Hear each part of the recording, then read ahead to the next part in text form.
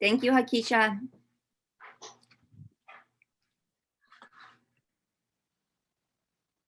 All right, Hakisha, you gotta let Paula in Okay. as a panelist. Can you hear me? Yes. Thank you. Sorry, I knocked the plug out of my computer.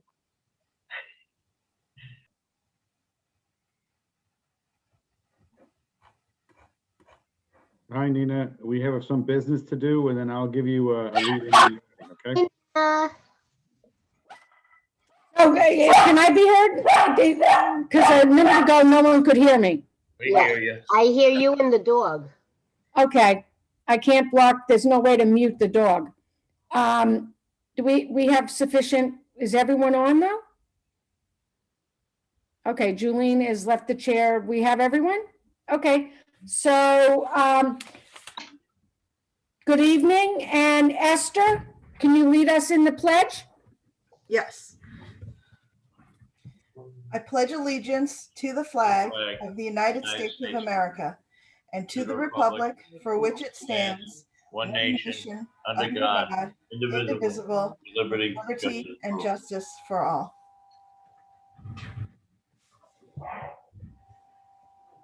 Thank you. We'll give the open public meeting announcement. The New York Open Publics Meeting Law was enacted to ensure that the right of the public to have advance notice and to attend the meetings of public bodies at which any business affecting their interests is discussed or acted upon.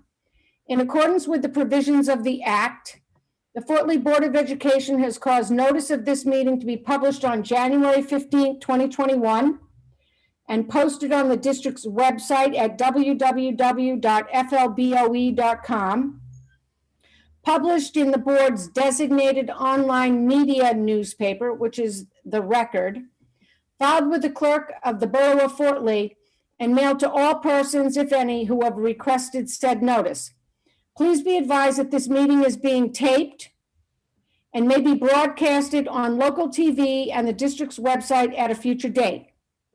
The Open Public Meeting Act allows for remote participation at board meetings and defines the word meeting as any gathering, whether corporal or by means of communication equipment, which is attended by or open to all of the members of a public body, held with the intent on the part of the members of the body present to discuss or act as a unit upon the specific public business of that body. Hakisha, as board secretary, could you take a roll call? Yes, Ms. Byers King. Here. Ms. Cho. Here. Ms. Hunsilver. Here. Ms. Morell. Yeah. Ms. Richter. Here. Ms. Ramba. Here. Mr. Rubino. Here. Ms. Stasu. Here. Ms. Colbath. Here. And I'd also like to introduce Nina Anderson so that everyone knows who she is. Nina Anderson is will be presenting our student artwork today. So she is joining us as a panelist. Welcome, Nina. Welcome, welcome, welcome, Ms. Anderson. We love you. Can't wait for your presentation. So for the public, the board convened in executive session at 6:30 p.m. tonight to discuss legal, personnel, and other confidential matters. Mr. Rhoda, can you kick off the meeting by giving your superintendent's report? Thank you, Mrs. Colbath. Good evening, everyone. I just want to start off by saying today was day one of our combined cohorts in all the schools. So far, so good. We will continue to move forward with our educational model, and hopefully we will be able to stay safe and maintain this, as we'll continue to monitor all the situations in the town and in the state and watch the numbers. But day one in the books, and like as I said, so far so good. Not without a few little growing pains, but we're doing okay. So happy to report that we are definitely moving in the right direction. Number two is our HIB report. Since the last meeting, we did have one investigation which was unfounded to be related to HIB. Number three, the fire and security drills for February have been posted for the board to review on the board website.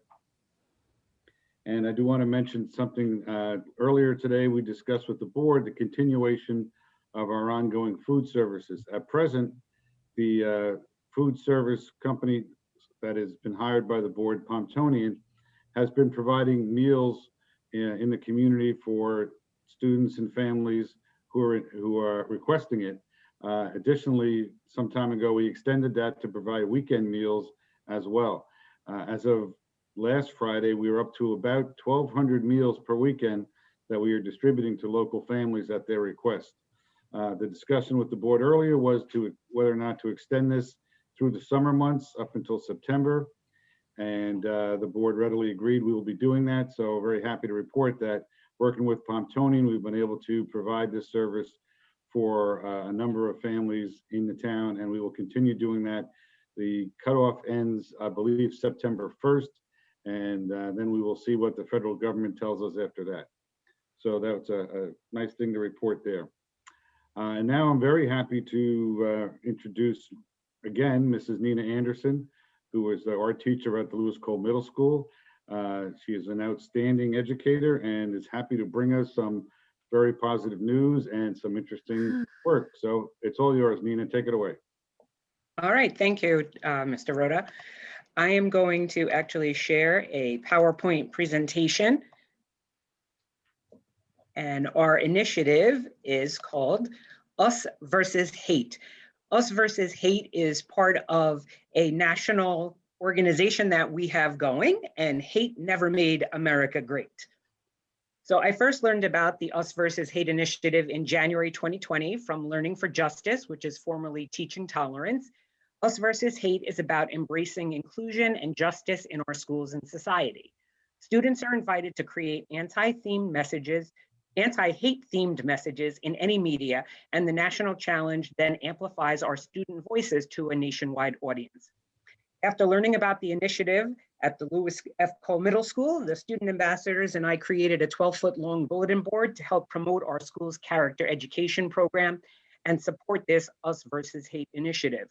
The student ambassadors are a select group of students dedicated to preventing disharmony and biased behavior while promoting cooperation and unity within our middle school student body.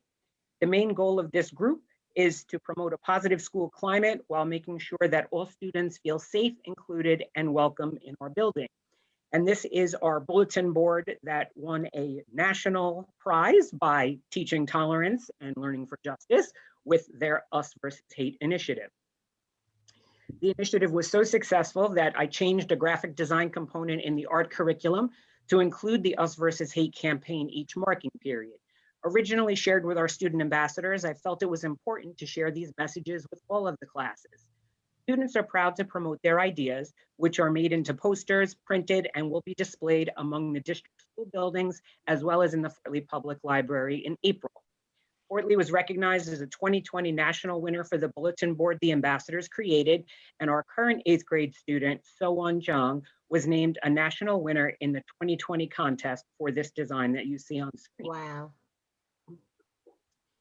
The students are tasked to create a design with a message that will do one or more of the following: address and refuse racism, xenophobia, homophobia, Islamophobia, anti-Semitism, sexism, or other forms of hate, bias, and injustice in schools and society.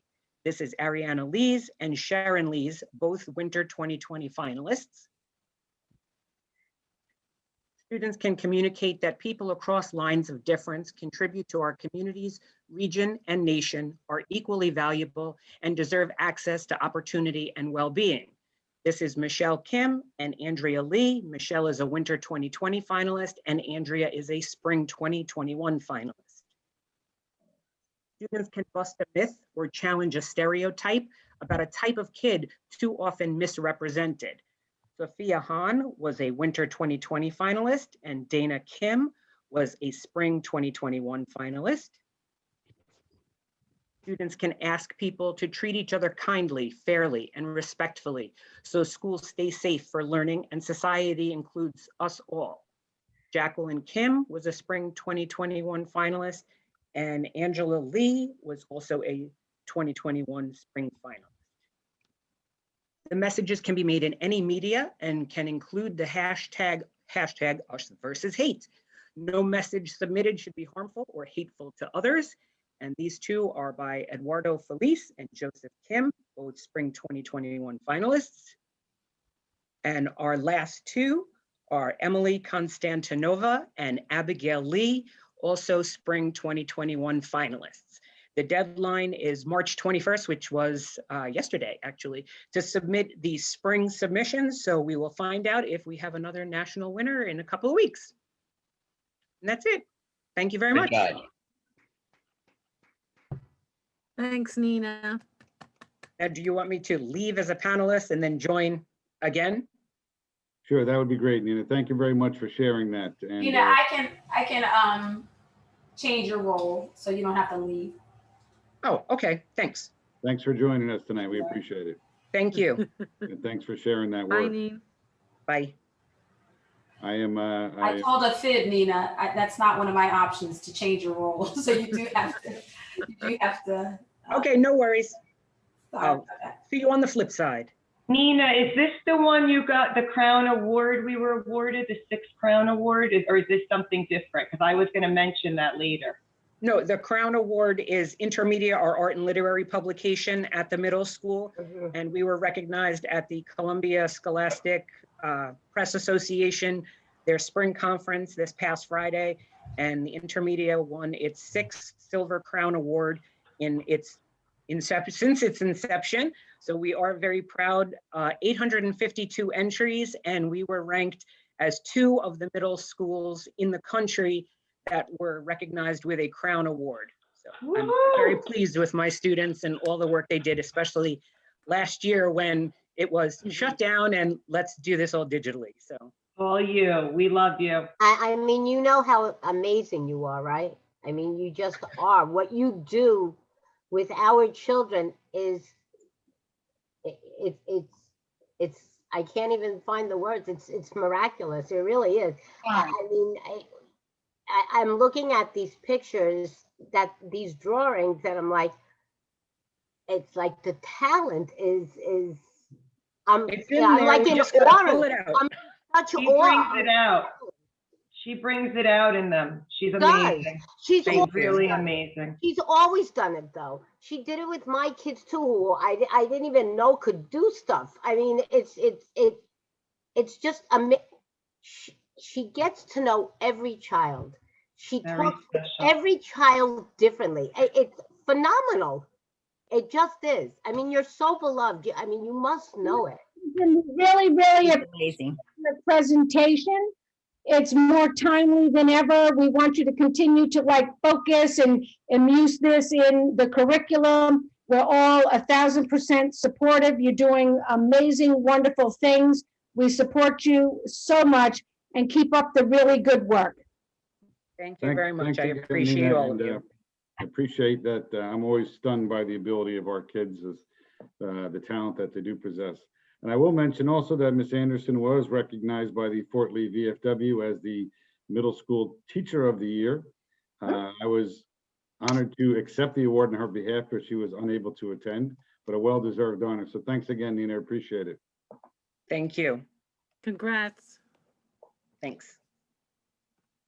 Okay, and now I'd like to bring up Ms. Taylor, our board secretary. As you all hopefully know by now, the central office administration has changed locations. We are now located at 231 Main Street, which is the 3rd floor of the parking deck in the middle of town. We claimed our spot last week. We are in the process. I would say we're about 75% moved in. Very big day today because the refrigerator was moved from the old office to the new one. So people were very happy with that. Still a little contention over the coffee maker, but we're working on that as well. But by the end of this week, we will be fully in our new office in the parking deck on the 3rd floor, 231 Main Street. And as part of that, Ms. Taylor has an announcement to make regarding a public hearing. So, Ms. Taylor? Thank you. So pursuant to NJAC, that's New Jersey Administrative Code 6A 26-1011, a public hearing needs to be held. That public hearing is tonight regarding a lease by and between the Borough of Fort Lee of Education and the Parking Authority of the Borough of Fort Lee to lease the 3rd floor in the Gunster Liner Building located at 231 Main Street in the borough of Fort Lee, New Jersey. The cost of the lease will be $150,000 per year for the first 2 years, $160,000 for the third year, and for the fourth year and each year thereafter until the expiration of the lease. The annual cost shall increase 2% above the previous year's annual cost and will be funded from the general operating budget of the Borough of Fort Lee Board of Education. The administrative code requires lease agreements that are longer than 5 years to hold a public hearing. Are there any questions from the board or from the public regarding the lease arrangement? Board members? And that is on again, correct? I mean, that's what we're Yes, going to be that voting is, again. that is on, item 4F. As a reminder, we actually approved the lease at the last board meeting. And so we wanted to kind of dot our I's and cross our T's with the public hearing. And I believe President Colbath queued that up at the last board meeting. Are there any questions from the public as it relates to the lease? And just so the board knows, the lease that was previously approved, this is identical. There have been no changes made between, the first approval and this meeting.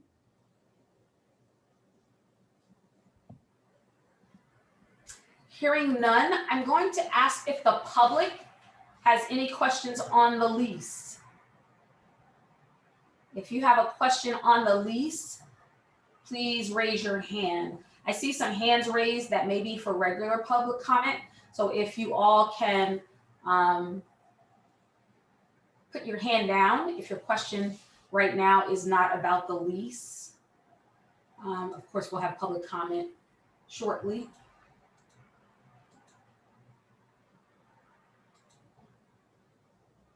Okay. I don't believe I see any raised hands. Do you all agree with that? I'm not seeing any. Okay, so thank you. Again, it's item 4F on the agenda. It was approved last board meeting and there are no changes. Thank you, Mr. Rhoda. Okay, thank you for that. That's the end of my report, Mr. Colbath. Thank you so much, Ken, for your report. I just want to let the public. Sorry, there is I think David Sarnoff raised his hand, but I don't know if that's in response to the lease or not. So It just popped up. Nope, he took it down. okay, great. Come on, Dave. Ask us a question on the lease. So I just want the public to know that the His board. hand is back up. Sorry, Paula. I didn't mean to interrupt. Okay. See it. No, yeah. No, now it's down. Now, Dave is not prone to playing games with the board. So I think it's down, but you're right. I mean, we've all seen it go up twice. Dave, going once, going twice. Gonna have to wait until the next public session. I just want the community to know that the board is fully committed to having in-person meetings. We did do several. And the reason that we are remote tonight is because, as Mr. Rhoda announced, our central office is in the middle of transitioning, moving, wiring, doing all the things that get our central office up and running. And our technology and staff of that nature is fully committed to getting that central office. It's so essential that they get up and running seamlessly, that their time is devoted to that rather than setting up at our intermediate or middle school for us to have a public meeting. But going forward, the central office should be seamless very soon. And we fully expect that we will be having in-person meetings. We totally appreciate, we expect our teachers to show up in person. We want to all be in person. And it was just a unique timing thing with our move to the new facility, where we had to, kind of juggle a little bit. And so we hope, at our next meeting, absolutely, we'll be in person for those that want, and we expect to have the remote option continue, but we will all be congregating and having an in-person meeting. Does anyone have any committee reports for tonight? I see Esther. I know Esther does. Go ahead. All right. I'll keep it brief, but we definitely, the negotiations committee was very busy since the last meeting. We actually had 3 meetings where we conducted interviews with legal firms. So we met on the 11th, the 12th, and on the 15th. So we conducted interviews, and then we had a final meeting to have our discussions. And so as you can see on tonight's agenda, you have your 2 resolutions. I'm not going to read them out loud to you, but that we had a good productive discussion. The majority, the one resolution to retain the Scarilla firm for special ed, that was a unanimous decision of the board. And then for the other resolution for the Cleary Jacoby firm, that was a majority of the committee felt that was the decision to go. So, I think, we had a tight timeline, but we managed to squeeze it through. So, I think everyone made time knowing how important this was. And, I think we had good interviews, and some of it went over because we had a lot of questions. And I think sometimes these lawyers did kind of talk. We tried to ask simple questions, but sometimes the answers went a little longer than we wanted it to. But yeah, so that's it. I mean, I guess if we have more questions and things from the board or from the public, that'll be during the discussion. But that's it for the report. Okay, thank you. And I commend the committee too, because everyone put in a lot of time and asked very pointed and meaningful questions in order to vet all the firms. So I thank the committee for all of its time. Does anyone else have any committee reports? Okay, then let's move on to our agenda for tonight. Do any board members have questions or comments on anything that's on the agenda or any other topic? I have a comment on another topic that's not on the agenda. I'd like to say thank you to Mr. Rhoda for allowing the students to, and the collaboration of the board to have the children back in school 5 days today. It was a beautiful, beautiful morning to drive through Fort Lee and see all the students walking into the buildings. Thank you all for that. I agree. Thank you so much. Any other comments or questions? Okay. Esther's got a hand up.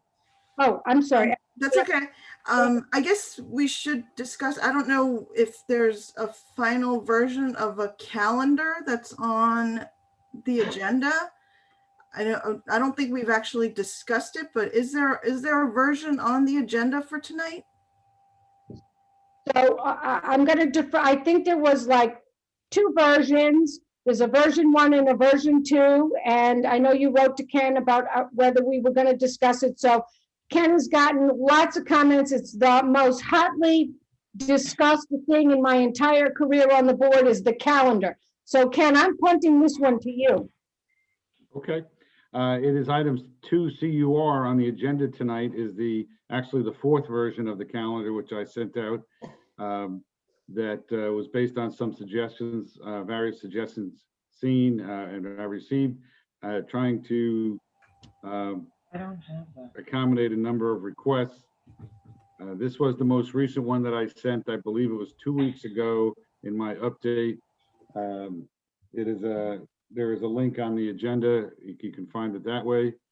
This one, if I remember, we would have school on election day, which we are permitted to do. The only time we have to close is for a national election. And it would shorten the Rosh Hashanah holiday from 2 days to 1. Other than that, the other days are pretty much the same as they've been on the calendar. I had a question. Is there a reason, like, is there a set time in April like that we have? Because I noticed like this year we have Good Friday off in the week of Good Friday. Do we ever have like Good Friday then the following week? I know that would give us an extra day off, to have. And I noticed that in 2022 that it would be later. So like if we did that, if we had Good Friday on, I guess, the 15th, then we would have to have the 18th towards the 23rd. I'm wondering how the other board members and the public feel about that, since there wouldn't be a day off for about 7 weeks from March until the 23rd. Also just throwing it out there, if we could get maybe like a half day in March, or maybe like a teacher's, I don't know what you call it, like a workshop. Right. Now, you have to keep in mind that all the, every day counts towards our total. Yeah. You're required by statute to have at least 180 days of instruction. By contract, we have 183 days of instruction. Right. So that's always the goal for the year, is to have 183 days.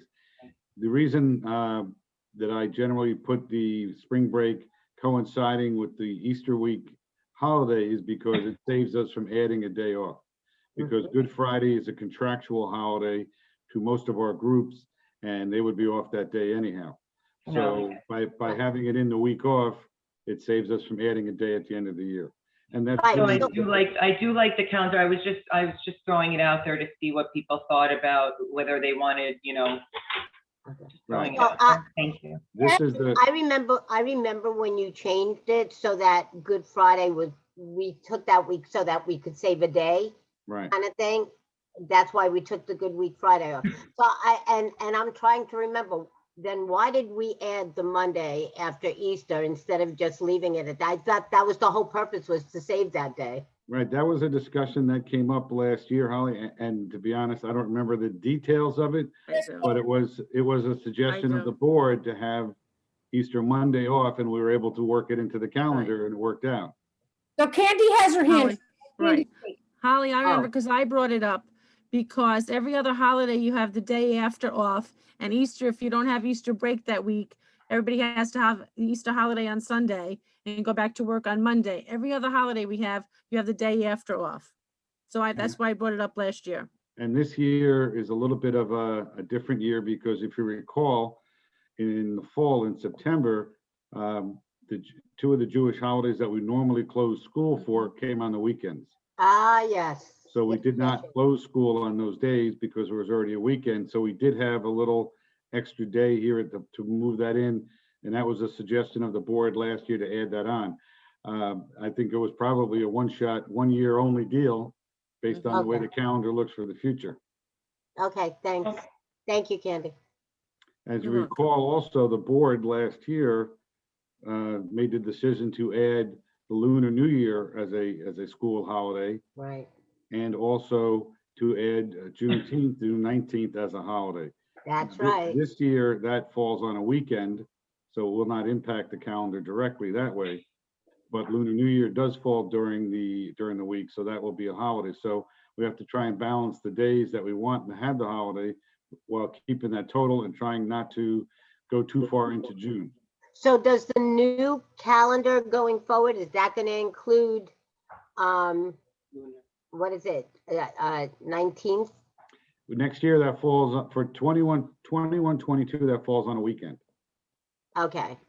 So it is in the file, though, that we use to create the calendar each year, all the days we have listed. And then when I look at it, Mrs. Aiken and I start putting it together. We start plugging in all those days first, and then we work around that. Perfect. Thank you. And can I just ask, on the agenda, the one I'm looking at, and I think it's the most current one, it says to CUR attachment TBD. There is no calendar attached. Oh, well, that's. So which one are we voting on? The second one you sent out. We are voting on the most recent one I sent out, which is that the March 11th one?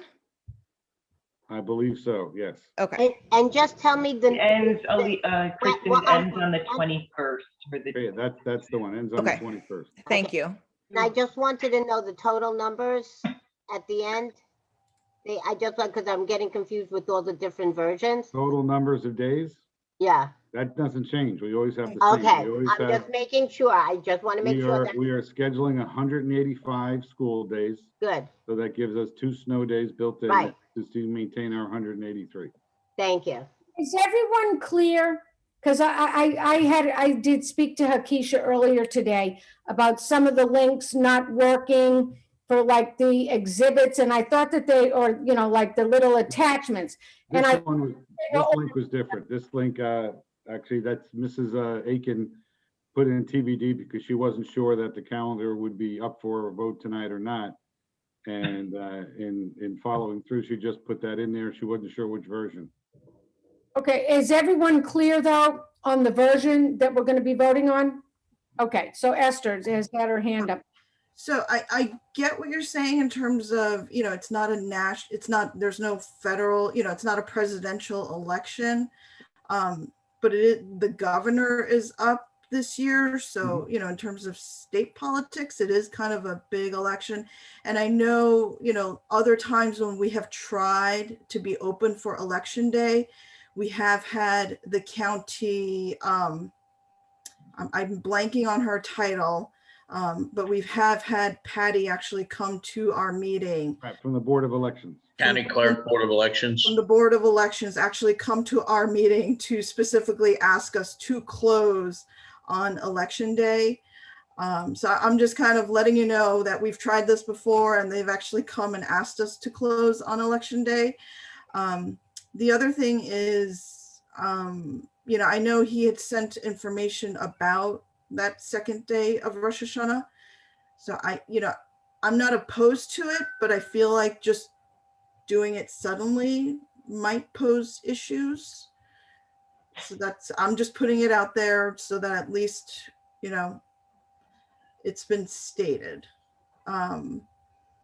And yeah, I know Candy also answered the question about like that Easter Monday, but yeah, I think Candy had brought it up and I had also mentioned that I had gotten some parent comments as well. You know, from people who, you know, felt Easter was a big holiday and to have to come back to school like immediately the next day.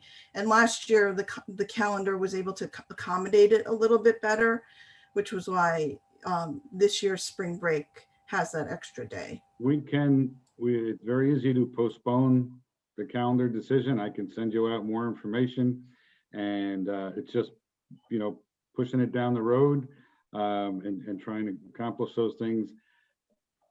You know, I'm flexible. It doesn't, if there are concerns with the board I apologize for not having that version linked there. I thought it was, but we can always postpone again and handle it at the next meeting. I mean, If there are concerns. I was on some emails and I know that Ken looked into, I mean, I'm not a proponent one way or the other on like, I'm totally neutral on election day. I defer, Holly has said for many years, like the one day for Rosh Hashanah, you know, so I defer to someone who it's their holiday. Ken I saw some confirmed that there are alternative entrances to our schools that are used as election sites, so that it would be, and maybe you could speak to that, Ken, because I think that was the only way that Ken was agreeable to even put a calendar out there until he had vetted that. Right, we have the ability at the 3 schools that are polling locations to have entrances and exits for the public who are voting without going through the school itself. And we have always had great cooperation from the the Fort Lee Police when it comes to, you know, staffing those polling locations and making sure things run smoothly. So the people who come to vote would not even really need to enter the building proper. They would come through a side door of the gym, enter the gym, and then exit once they have voted. So I think that's something that you and I spoke about, Mr. Rhoda, that, you know, that the only 3 schools were open for polling and that they did have alternative entrances. So I think that's a plus. I mean, now, if we're not allowed to, that's another story. So I think we need to find that out. The other thing we have to remember too is that, you know, we can approve a calendar tonight and revise it if necessary. If a county office contacts me and requests us to close that day, then I will let the board know and we will make revisions, you know, as necessary. is anyone opposed to doing like a half day on March 21st for like a spring, like first day of spring? It falls on a Monday. I know I'm a dreamer, but I just think 8 weeks is a long day. I've always felt this way. Like March is just such a long month, and I feel like the kids and the teachers might need like that half day. I know it's not much, but it's something to look forward to, or I don't know, maybe I'm dreaming. Ms. Stasu, that's something we can also, we could hold and have a discussion on it, because even a half day counts as a school day. So Right, if we're so planning that's on what I a was school thinking. day, just like kind of election day, if we can compromise with the Board of Elections and say we're only going to have a minimal instruction day, it's still a school day, and we can always change that part of the calendar without really impacting the number of days. And is there a time on a half day? Like, do we have to get out at a certain time? One, I know, like, could we do 12:30, or is it in the, okay. It's required that you have 4 hours of instruction to have a school I day. see. Thank you. So that differs by the start time of each building. Elementary, middle, intermediate, and the high school all start at different times.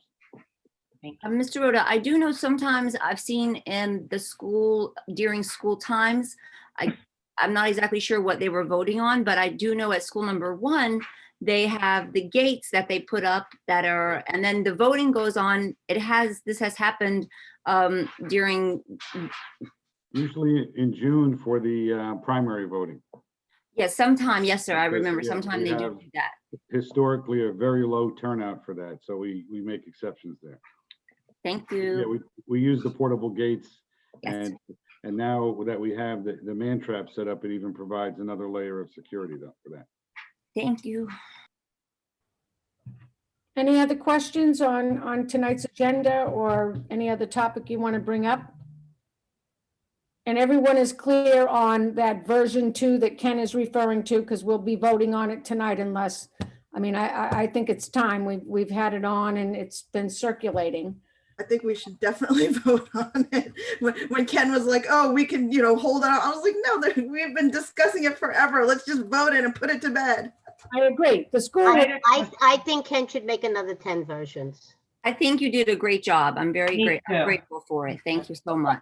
I had a question on the agenda.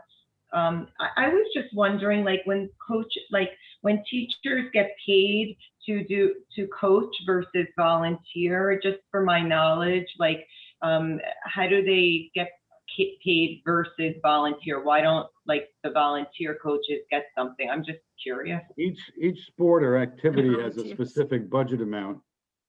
So for example, right now we are, let's say, in wrestling season. So we have budgeted for 2 wrestling coaches, a head coach and an assistant coach. But we do have other staff members who want to participate and help out, and they would be approved as volunteer coaches. So do they get anything, like a day off or something? Like, is there anything we can give them or no? That would have to be bargained with the association. I see. Yeah, right now, the volunteer coaches are free to volunteer, obviously, and we support them. They do a great job. But our budget is limited in the athletic department as to how many coaches we can provide for each activity. I just want to give them something back for volunteering. They'll get a t-shirt or something. Sweatshirt? They get the same as what we get. Did we try to give preference though to our employees over an outside person who's not employed? For volunteering, generally, I think they are people who have been associated with those programs for a while, or some of our younger teachers who are coming up and learning how to coach from the head coaches. Any other questions? I have a question actually, Paula. Would it be possible to postpone 4B, 5B, 6B, or maybe just, I'm not sure if it would just be maybe 4B and 6B, till May or till whenever that firm was available? Because I believe the associate that was supposed to start anyhow was not available until May. So could I? So when you say someone isn't available to start, what are you talking about? I want to try to address it because this has gone on since January. The committee just spent a significant amount of time, has made a recommendation, and the law firms are available. They're fully equipped. They have lots of lawyers. And, we met with Matt Giacobbe. He was part of the presentation, so he would be the firm. We're giving the existing law firm another week to do a transition.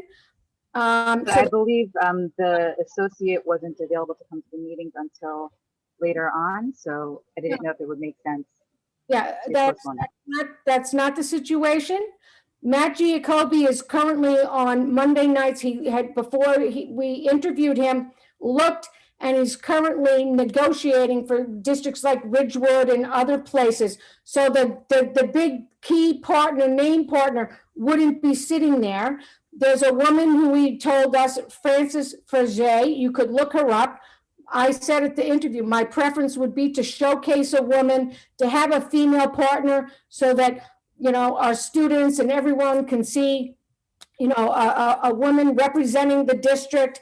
Not that I have anything against Matt Giacobbe, but I thought it was positive that for the beginning that a woman, and then maybe it's every other week, but you don't need the name partner in a law firm. It's like asking Alan Dershowitz to show up at a board meeting, and we don't have those, Frances, if you look at her background, is a female partner in the firm, and I can speak for myself. When I was told this, I looked her up.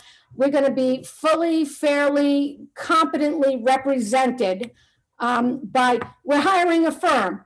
And you almost sometimes don't want the name partner at everything. Everyone has different expertise. And so, if you want to make a motion to postpone something, that's fine. But I want to make sure that you understand we're going to be competently represented by a female partner at the firm who does this type of work day in and day out. It would be like you're asking, no one wants me to show up to represent the firm, but they only want Mr. Loeb at Loeb and Loeb. That's just like the name of the firm, and you don't need that name partner. We want to work with a variety of people at a law firm. You don't want to invest everything in just one person showing up all the time.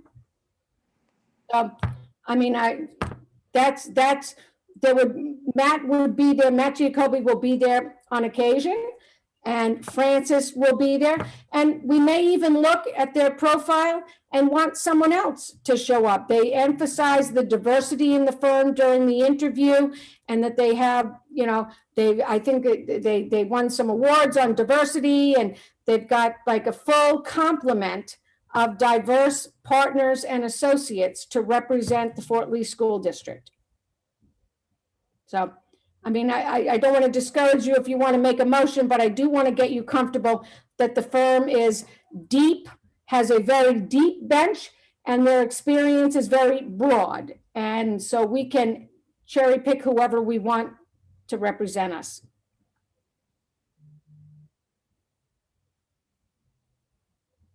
Okay, well, I just, I wanted to motion it, and if it gets shot down, it gets shot down. Just okay. Motion. So there's a motion on the floor, Elisa, to postpone 4B, 5B, and 6B. Is that accurate? Yeah, I guess it would be that. 5B might not have to be postponed anyway, because we're going to be keeping them till January 5th. Oh, okay. So anyhow, so maybe it's just 4B and 6B. What is your motion? My motion would be to postpone it until the gentleman who was supposed to be representing us is available. That's all. Whatever that date that was, May something, whatever. Jolene, what date was that date? You said he was going to be available May? He said exactly what Paula said. He was busy in negotiations until May, but that he would have this lady who we were very pleased with when we looked her up represent us, and that it is good to have a deep bench because somebody can't always come. So I hear you. I understand your point. Yeah. You make the motion and take it, Yeah, make the motion. Let's go. Elisa, just tell us what your motion is. To postpone, I guess it is 4B and 6B till May, whenever the first, or May 1st, whenever the first meeting would be. Okay. Okay, there's a motion on the floor to postpone 4B and 6B until the first meeting in May. The motion was made by Ms. Alicia Cho. Is there a second?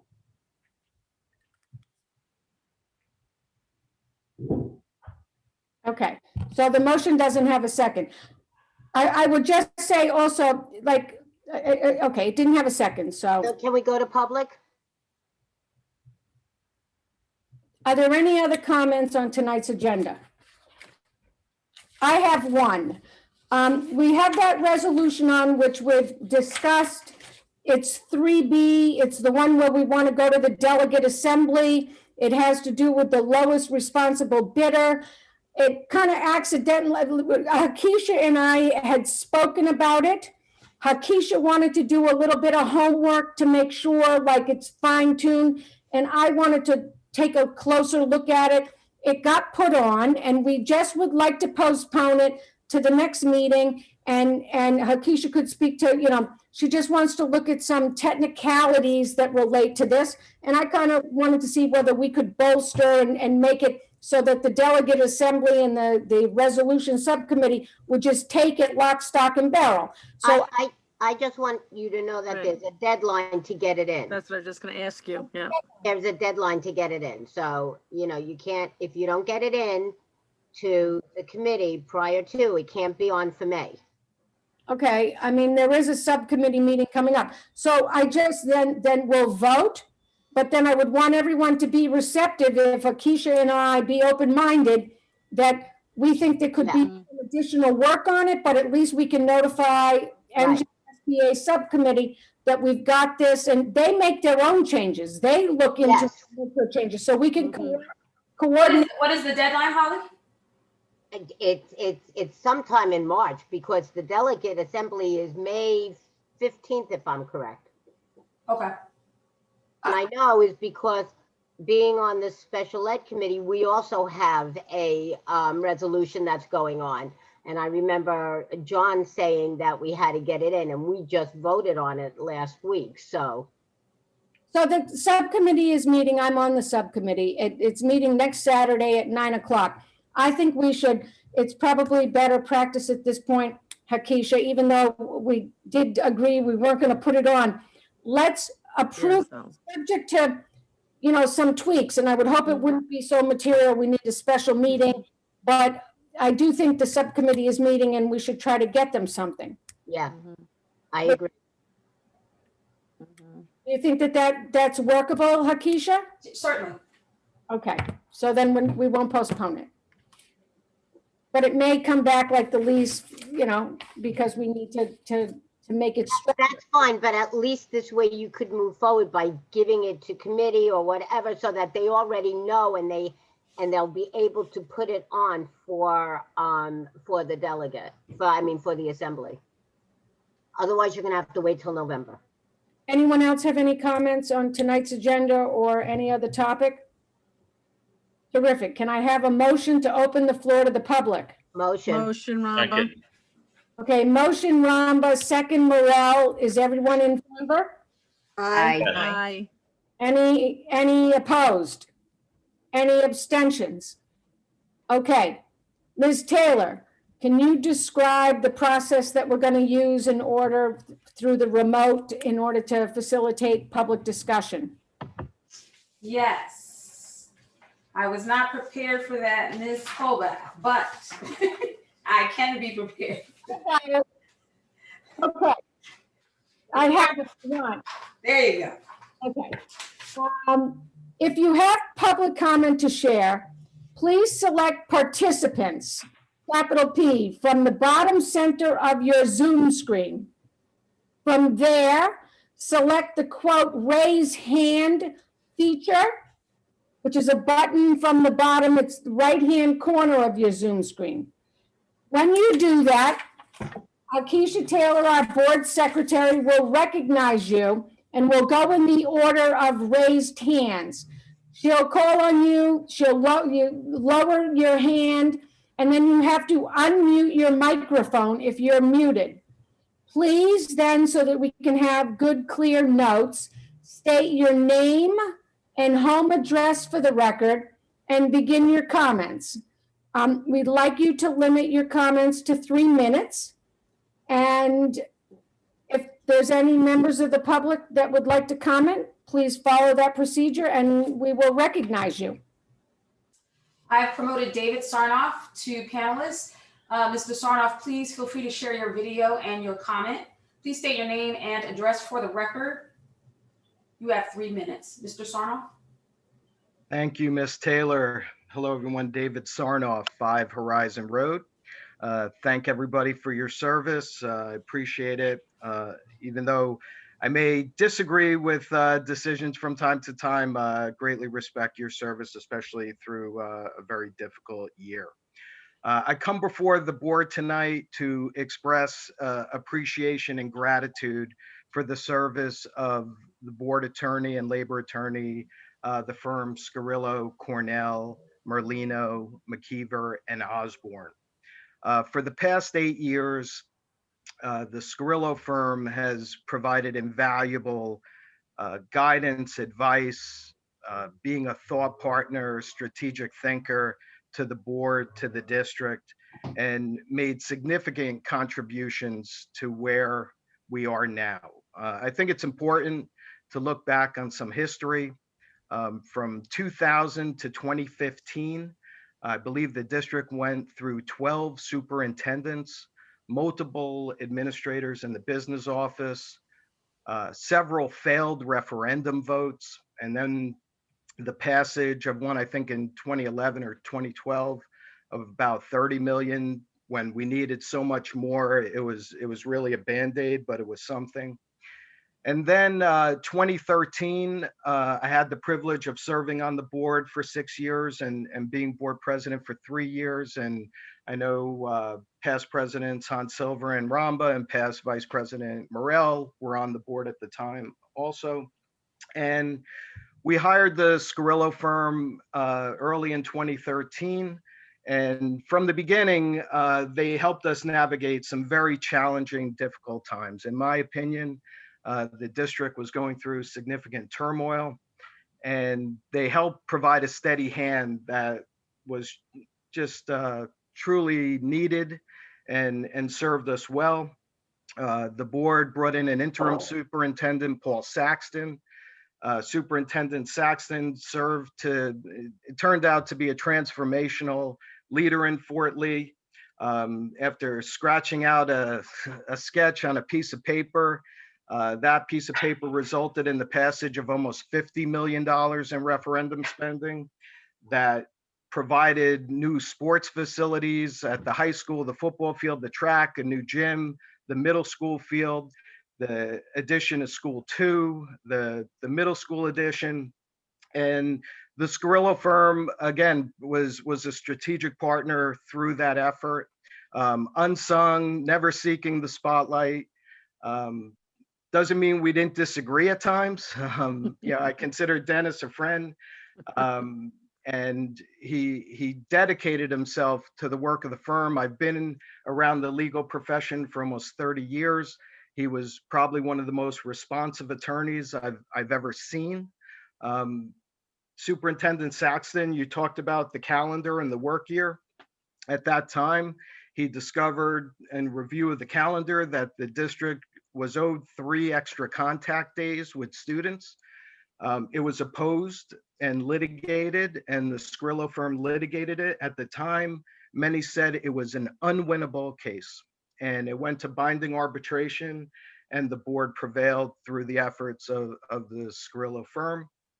There were also some very challenging personnel matters and board matters, but through it all, and I'll also add, Mr. Saxton passed the one-to-one Chromebook initiative and upgraded the Wi-Fi and bandwidth, but it was when Mr. Rhoda came in 2015 and I had the honor of countersigning his contract, Ken and Ms. Taylor had to implement all these programs, which were significant undertakings. And the last thing I'll mention is that the middle school construction posed some serious challenges. Through the lawyering efforts of the Scarillo firm, they papered it thoroughly to when it went to binding arbitration, and we had carrier counsel. The district won a resounding victory. and it was, a lot of it was supported by the work of Mr. McKeever. And lastly, with respect to Tony Scarillo, not only is he a great attorney, but in my opinion, he's an even greater human being, which is hard to find in general, but you don't hear that said about many attorneys, and being one, I can say that. So I wish them well. I think they provided significant service to this board, this district, this community, and I'm grateful for all they did, and I thank the board. So Dave, obviously, we appreciate your comments. You were there on the ground. I was in negotiations with you when Mr. Sciarillo was, leading the brigade for the district. We're also lawyers, and you like to, it's good to have multiple lawyers sometimes to bounce things off, and don't put all your eggs in one basket. This board is not at all severing its relationship with the Sciarillo firm. And if that's what the optics are, then everyone needs to look at the resolutions very closely. Their expertise and where, we find them the strongest right now is in the area of special education. And I wish I could tell you like all the details as to why the board, this is not a recommendation that Ken makes. This is a board decision, because these law firms represent the board. And so I wish I could share with you all of the behind the scenes, the thinking, things that have happened and everything, but it's attorney-client privilege, we know, and we're keeping the Sciarillo firm. We're also going to try new firms who have a real big presence in Bergen County. And if I agree with you, that if a lawyer isn't responsive, and Ken knows this, and I've told the board, if our lawyer is not responsive, then we will get a new lawyer. I mean, as one, it's one of the things that's totally unacceptable. If my team doesn't respond within 48 hours, even if you can't get an answer, you acknowledge a request from a client, you tell them that you're engaged on something else, and your expectation is when you can get back to them. And if clearly Giacobbe doesn't perform at that high level, the board will revisit the decision. But the committee looked and interviewed extensively, and as you heard Esther say, and we appreciate all the good work that Dennis did, and this isn't a Dennis decision. It's not about Dennis. It's about firms and having a variety of firms to fit our needs as a district. And so I totally appreciate your comments. I take them to heart. And if this doesn't work, I'll be the first one in line to make a resolution to change it. And Paul, if I could just add that, how I feel about protecting the board's sovereignty, and I didn't say anything about the board's decision. I just feel, they will no longer be the board attorney or the labor attorney. And I just wanted to acknowledge what I considered, in my opinion, and being with them through some incredibly difficult times, that I felt they were worthy of being recognized. And Rakaya, we don't know each other that well, but I thank you for being there. I was hoping Dennis would be here. But the board makes their decisions. They're the only ones privy to the information that supports that. And I wish you well and the board on this decision, and I'm confident the Scarillo firm will have continued success as well. And Dave, we always respect your input, and we respect you and everything that you did. So we appreciate you coming out in favor and your experience, and we really appreciate it. Thank you, and everybody stay safe and be well. You and your family. Good seeing you, Dave. Thank you, Dave. Ms. Kotang, I'm promoting you to panelists. Please feel free to share your video and your comment. Please state your name and address for the record. You have 3 minutes. Ms. Kotang? Good evening, everyone. This is Amy Kotang, 435 Westview Place. And most of you know me as the School 3 parent volunteer. Tonight I'm here wearing a different hat. But before I go any further, thank you again for your service as all volunteer members of our community. You are value and it's not lost in me every time I call in, and I want to give a shout out every time.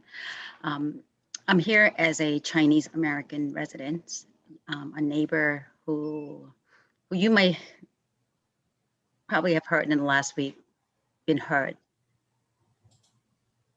We are hurt because time over time, our community have been scapegoat for various things, for loss of job, for loss of industry in the country, for the COVID virus most recently. I've never seen my community so saddened, so scared, and so angry.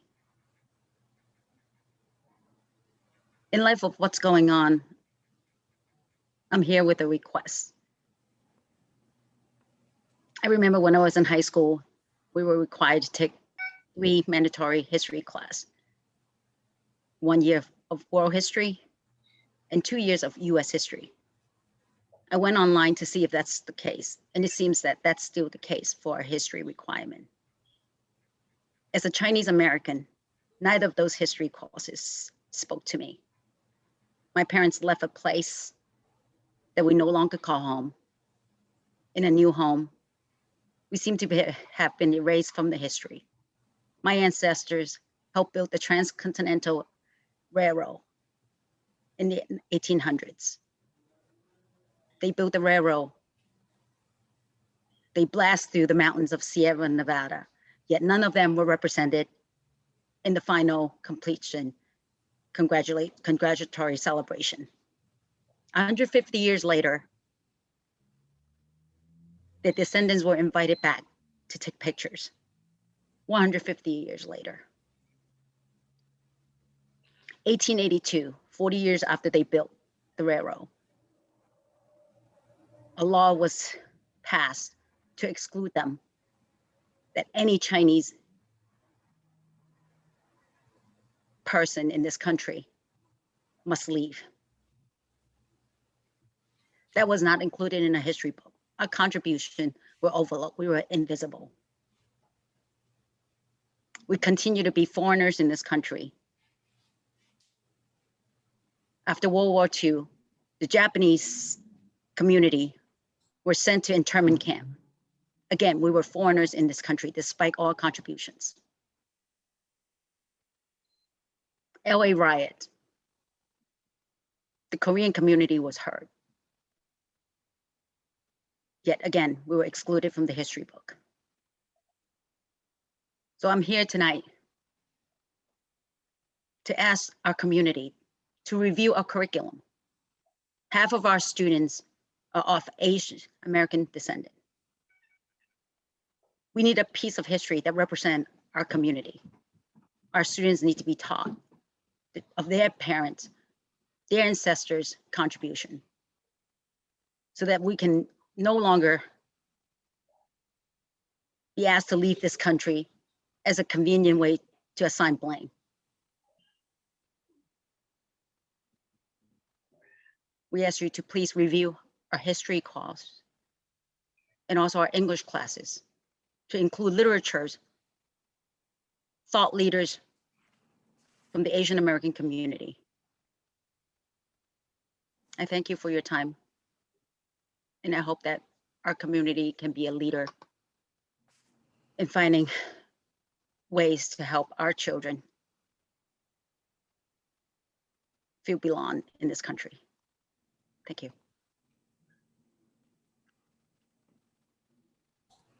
So I know you as Little Legs, not Amy Kotang, but I defer to Ken, but you are far from invisible, and we know what our student population is, and you're bringing tremendous focus to it.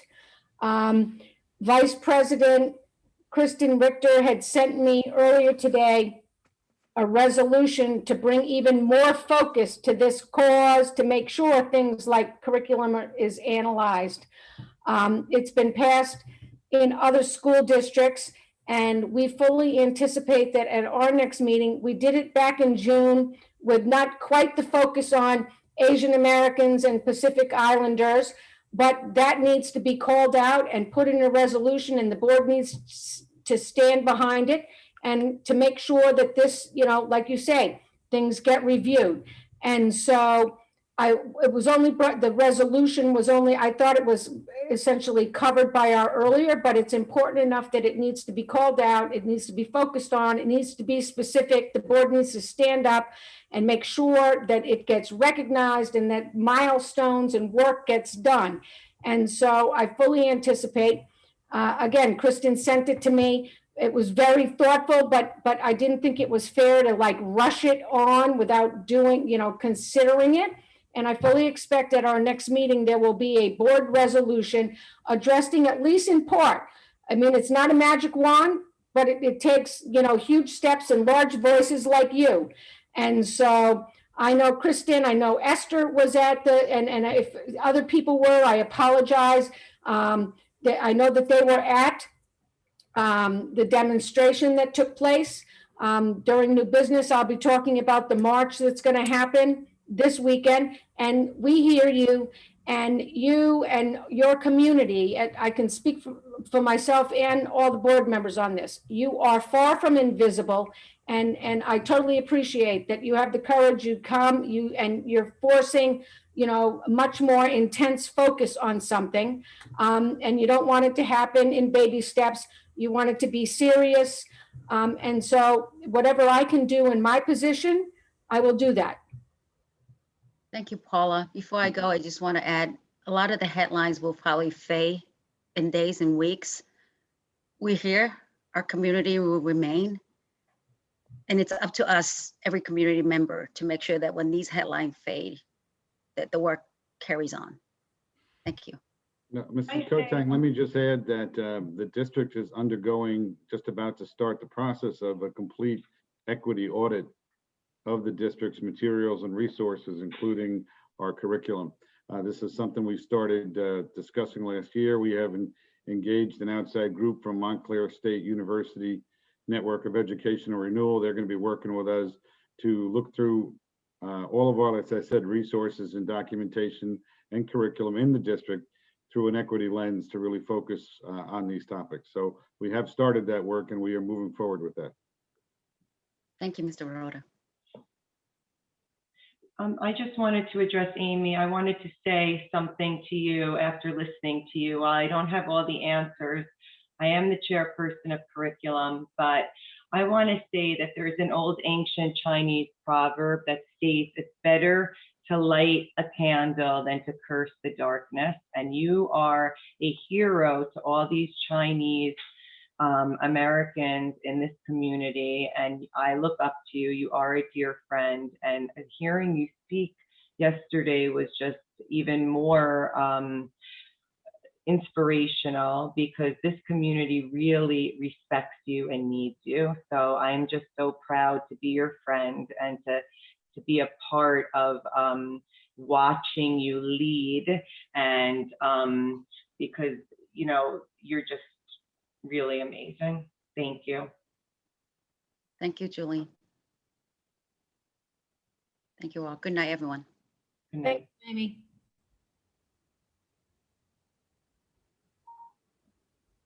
Any other, I'm not seeing them, but I'm always the last one. Does oh yes, Andre, we have another raised hand. Harkeisha? Andre, I've promoted you to panelist. Please feel free to share your video and your comment. Please state your name and address for the record. You have 3 minutes, Andre. Yeah, good evening, everyone. Andre Pastianis, 2200 North Central Road. Again, thank you so much for making it happen that kids, now we don't have cohort A, cohort B, kids whose parents opt in, they go to school all 5 days, very important. and hopefully kids who need more help in person will get it the rest of the school year. I wanted to comment about the calendar, about what Dr. Rota mentioned, the plans for the next year.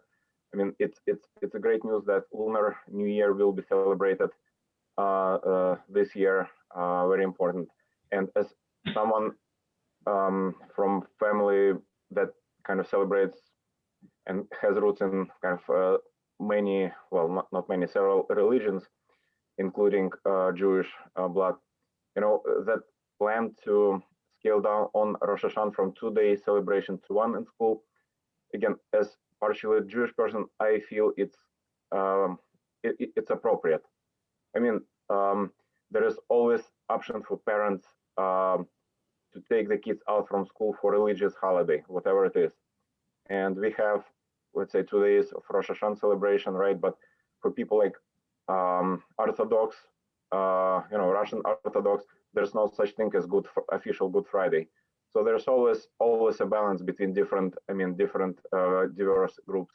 And let's say having Rosh Hashanah official celebration 1 day and allowing parents, as is a state rule, to take kids out for the second day of celebration, I mean, it's appropriate. And again, we cannot have celebrate all the holidays, all the days, but I personally feel it's a good balance. So just wanted to provide my comment on that. Thank you so much. I appreciate it, Andre. Thank you. There are no other raised hands. Okay. Madam President. So can I get a motion to close the floor to the public? Motion. Second. Motion Rubino, second Richter. All in favor, say aye. Aye. Aye. Any opposed? Any abstentions? Okay, so we're going to move on to voting on the resolutions for tonight. May I have a motion to approve items 1B through 6B? Motion. Motion Richter, second Rubino, I think. Yeah. Okay. Can we take a roll call? Ms. Hans Silver. Okay, yes, but I will vote no on 6B. So noted. Ms. Ramba. Yes, but no on 6B. Thank you. So noted. Ms. Cho. Yes, but no on 6B. So noted. Ms. Byers Yes. Kang. Yes. Mr. Rubino. Yes. Ms. Morel. Yes. Ms. Dasu. Yes. Ms. Richter. Yes. Ms. Colback. Motions pass. May I have a motion to approve items 1 CUR through C3 CUR? Motion Motion. Ramba. Motion Ramba, second Morel. Morel. Ms. Morel. Ms. Cho. Ms. Richter. Yes.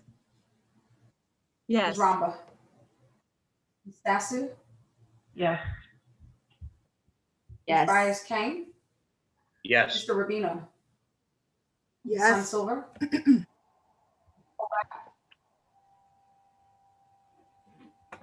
Did I miss, did you say my name? Sorry, yes. Ms. Colback. Motion passes. May I have a motion to approve items 1F through 7F? Motion Ramba. Motion Ramba, second Rubino. Can we have a roll call, please? Ms. Cho. Ms. Richter. Yes. Ms. Byers Kang. Ms. Yes. Hans Silver. Ms. Yes, Ramba. unfortunately, I have to abstain from 4F though. So noted. Ms. Dasu. Yes. Mr. Rubino. Ms. Morel. Yes, but I say no to 4F. Ms. Yes. Colback. Motion May I have a passes. motion to approve items 1P through 8P? Motion Morel. Second Ramba. Motion Morel, second Ramba. Could we have a roll call? Yes. Mr. Rubino. Ms. Yes. Byers Kane. Ms. Richter. Yes. Ms. Yes. Ramba. Ms. Yes. Silver. Ms. Yes. Morel. Ms. Stasu. Ms. Cho. Yes. Ms. Coleman. Yes. Motion passes. May I have a motion to approve item 1POL? Motion Morel. Second. Motion Morel, second Rubino. Roll call, please. Ms. Byers Kane. Yes. Mr. Yes. Rubino. Ms. Morel. Yes. Ms. Cho. Yes. Ms. Silver. Yes. Ms. Ramba. Yes. Ms. Richter. Yes. Ms. Stasu. Yeah. Ms. Colback. Yes. Motion passes. Is there any old business to discuss? Okay, is there any new business to discuss? I have one item, Ms. Colbert. The Um, national, Put her hand up, but I'm going to let you go first, Ken. okay, thank you. Sorry, Esther. ahead. The National School Board Association will be holding their annual conference. This year will be an online conference, April 8th through the 10th. I believe you received some information from Ms. Taylor earlier. If you are interested in participating, please contact her so you can be registered. And there is a cost to the district per registrant. So we need to have an accurate count when we register for that. So if you're interested in participating, April 8th through the 10th, National School Board Conference, please let us know so we can take care of the business involved. Thank you. I just want to piggyback. I've gone to that National School Board and we usually meet with Cory Booker and Senator Menendez and every representative who's available in the House from the state of New Jersey. And so I have to think that there's going to be some Zooms with our representatives. That's what it's been about, going to the Hill, actually sitting in a conference room with them. And so, I mean, I'm going to try to find out whether there's any meetings like that scheduled as part of this, because there usually is. And it would be worthwhile if that is still an aspect of it. So I would encourage, it's something I talked about when I got back the last 2 years. It's exceptional. Anyone else? Esther? Yeah, I don't know if the other parents feel this way, but I was gonna ask if for the meeting notifications, if we could do it as like an email only, just because on Mondays, all of a sudden I get the multiple phone calls, my cell phone, the house phone. And actually what ended up happening to me, not this one, but the last one, I actually ended up missing a phone call from school because I ignored it because I just assumed it was the notification, and it turned out to be the guidance counselor. And then we ended up playing phone tag, and then we didn't, because I was, it shows up the same way, and I was just like, oh, it's about the meeting, so I ignored the call. So I was just going to ask if maybe we could just do it as like an email notification. I mean, I think it's great if we want to do a reminder every meeting, but maybe if we just do it as an email, just because I think parents may become desensitized if we're constantly getting the phone calls from the school district. But that was just because I've got a lot of people saying they totally forgot the Monday night. So I think the preference is, rather than having someone just totally forget that it's the Monday night, I think the burden of getting an extra phone call is probably worth it, as opposed to someone totally missing a meeting that they might want to follow and look at the agenda. And I think you can opt out of certain things. So if it's an annoyance to you, I think there's a way for you to opt out. You should check into it. Maybe there's a way that Hakisha can exclude board members, being that we know when our meetings I'm are. a parent. I can't opt out. That's right. You're going to get it either way. Never mind. The notification comes from the student list and to the parents, all the parents and guardians. Right. So, all right, I was just throwing that out there. So, all right. Anyone else in the 4,000 plus students? I've gotten no other complaint except people did encourage and say, could you send us a reminder? So I think let's try it for a little, maybe another month or two. And if we get a lot of complaints, like we really don't want to know about when the board meetings are, I'm not opposed if we get a lot of complaints. I haven't heard that. I don't know if Ken has gotten people saying, please stop telling me when the Board of Ed. I think it's incumbent upon us to keep the parents and public informed if we can. And I get it. I'm not a parent of a student anymore, and I still get those calls. I'm thankful for them. It's like, oh gosh, you got to get back to that agenda.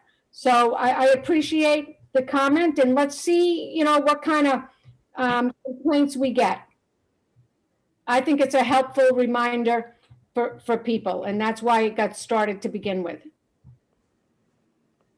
Any other comments? Julene? I have a new business. Okay. I have a question for Mr. Rhoda.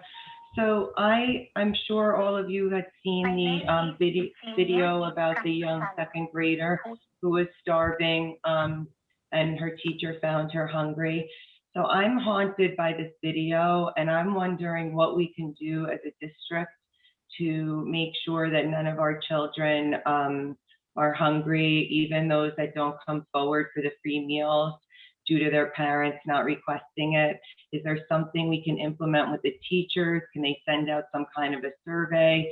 I'm just losing sleep over the fact that anyone in this community or district could be hungry and what we can do about it. Is this something I ask you privately? Can we discuss it? Can we reach out to the teachers? I really want to see what we can do about this. Well, Ms. Stassi, just so you know, that with the new regulations that the federal government put out earlier in the year, the free and reduced, the free meals that we are providing are not limited just to those families that apply for free and reduced lunch status. It's available to anyone in the district who just comes up and requests a meal. There's no list check-in. There's no requirement other than to show up and ask for the meal. So they're out there. I'm just wondering if someone feels embarrassed, like this particular girl that was hungry, right, was embarrassed. She didn't want to take it. And our teachers, I mean, I'm sure the teachers would reach out if they thought someone was hungry, but I just don't want to do we have a system to make sure that like nobody's left without food or clothes or shoes or something? Well, like I said, the system that we have is we put out announcements about this to the parents. And I said, once again, there's no identification required. You simply come up and take your meal. At some schools, the students pick up the meal at the end of the day and leave with that. So that's always an option. I believe the teachers are very aware and sensitive to topics like this and regularly communicate their concerns to the guidance staff and to the building principals. I know we have over time followed up with various requests from teachers due to their observation of the students. So we try and do whatever we can to support them. Another example would be, I believe it was last week that there was a fire at an apartment building adjacent to the, not adjacent, but directly behind the high school. And we were able to reach out to the families who have that address on record and ask them if they needed any help, any support, as you're saying. Do you need clothing, food, shelter, anything we can do to help? And we work with the town as well in providing that in any way we can through the not only the Red Cross, but the town, through their, it's no longer the Human Services, but that department that handles that. So we do have I'm sorry. yeah, we have several venues that we do for that. So do you think we need a committee to work with them, or do you think it's handled enough? I'm just trying to understand. I think it's kind of very organic. When something comes up, we get a call and we respond. Okay. We just had a situation a week ago with a similar type of thing you're noticing. A parent, not even a parent, a friend of a parent called us. Within a day or two, we were able to provide support to a family and a student in need. Okay, thank you, thank you. I have a couple questions. The fire that happened on North Central, the gentleman who lived at 2200, I think it was across the street from him. Did we ever hear from any families that were affected by that at all? Or did we not hear from any kids in the district that had any problems with that? I think he just said. Yeah, the most recent fire by the high school, we reached out to all the families that had that listed as an address and asked if they needed any support or help in any way. Okay, great. And then I did want to bring up, I received an email regarding, if you know, Namyangju is our sister city in Korea. And I believe when that mayor had come here to America a couple years ago, he had also expressed how he wanted to make a sister school with Fort Lee schools. And I think they want to revisit that idea if it's possible. So I just wanted to bring it to the board again to your attention. Yeah, and then Ken, if I could send you the contact information. Sure, it's something I have not heard about, Ms. Joe, at all. So I think that's a good. Let me know. I think that's okay. Yeah, I think it's a good topic for the ad hoc committee with the mayor, because it was our mayor and council that kind of adopted that community, and there was a lot of publicity surrounding it. And they have the contacts, and so I forget who's on that committee, but I think it's like, this is the kind of thing that committee is like really in place for, to coordinate and to really do the partnership with the school there, and they have all the contacts. So I don't know which one of you is like head of it, but schedule. Oh, I'm saying I have the contact, and they are voicing that they would like to continue it. So whoever it is, Paul, if you want to put into, or Ken, if you want, I can send you their information too. Sure, you know where to find me. Show you. Yeah, what they're looking for. Send it over. Great. And then Paul, did we ever figure out with the ad hoc pandemic committee, how that's going to be handled in April? I know that you're going to ask about the committee head and everything like that. I just didn't know if there was any response. There were issues raised as to the composition and that more people wanted to be part of it. I sent the entire board an email that we will alternate on them. I'm trying to satisfy everyone who wants to have a seat at that table.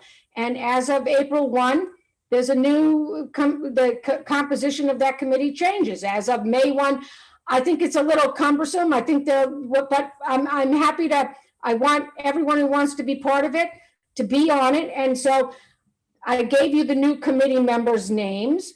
Tanya's the head of the committee. You're on the committee. I think Esther, because she had expressed an interest, is my recollection. And in the month of April, you guys are, the committee. If it doesn't work out for some reason, it's a novel kind of thing, but I'm trying to satisfy all board members and their interest in committees. We'll revisit it, but it is official. I mean, I sent the email, and knock yourselves out in the month of April. There's still a lot of work to be done. There's going to be work up till next September, and who knows what the future holds. And then as of May 1st, it reverts? Correct.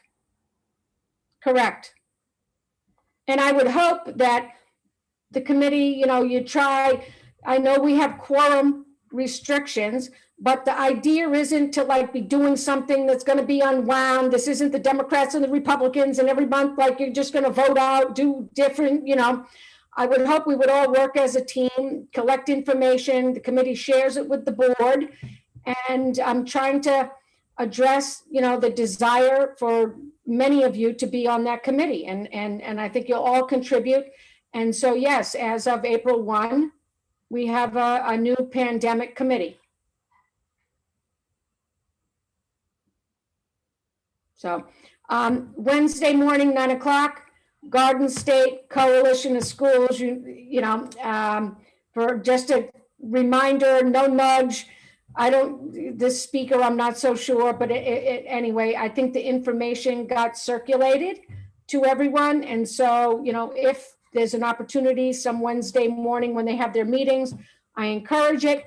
And the last thing is, we received an email from a former member of the Youth Council in Fort Lee about a march for the Asian American and Pacific Islander movement on Saturday, March 27th at Hudson Lights, 2 p.m.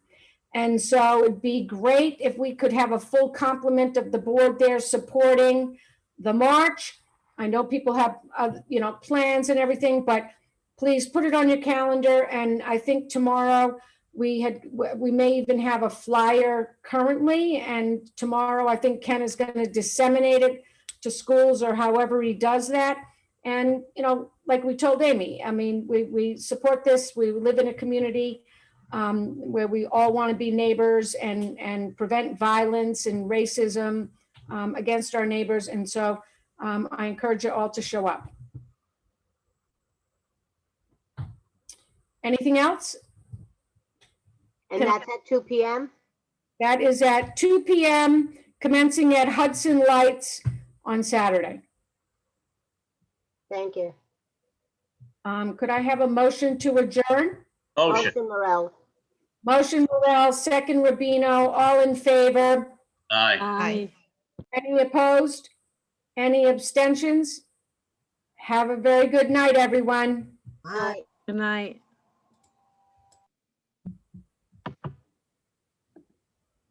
Good night, Ken. Bye, Keisha.